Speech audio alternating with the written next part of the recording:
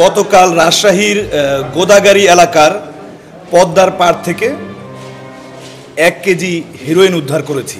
তো আমরা যাকে গ্রেপ্তার করেছি তাকে আমরা আগে থেকেই খুঁজছিলাম, বেশ আগে থেকে। সে একজন চিহ্নিত হেরোইন ব্যবসায়ী।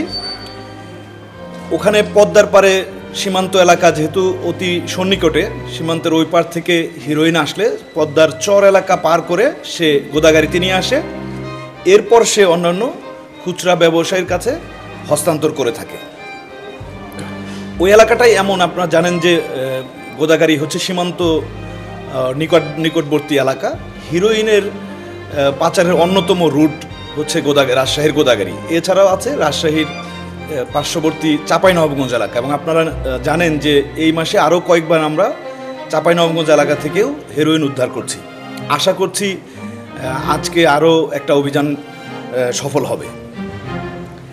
এছাড়াও আমরা গত 22 নভেম্বর অর্থাৎ শনিবার দিন রাতে বাঘার পাশে যে পদ্মার চর এলাকা আছে ওখান থেকে একটি বিদেশি পিস্তল এবং 2টি দেশীয় অস্ত্র উদ্ধার করেছি। কিছুদিন আগে 9 নভেম্বরে যে একটা বড় অপারেশন হলো, অপারেশন ফার্স্ট লাইট, যেটা আমরা পুলিশের সাথে যৌথভাবে করেছিলাম, ওই এলাকা থেকে ওই অস্ত্রগুলো আমরা উদ্ধার করি। ওখানে যে কাকন বাহিনী ছিল তার সাথে তার যে প্রতিপক্ষ মমতাজ বাহিনী, সেই বাহিনীর হচ্ছে এই অস্ত্রগুলো।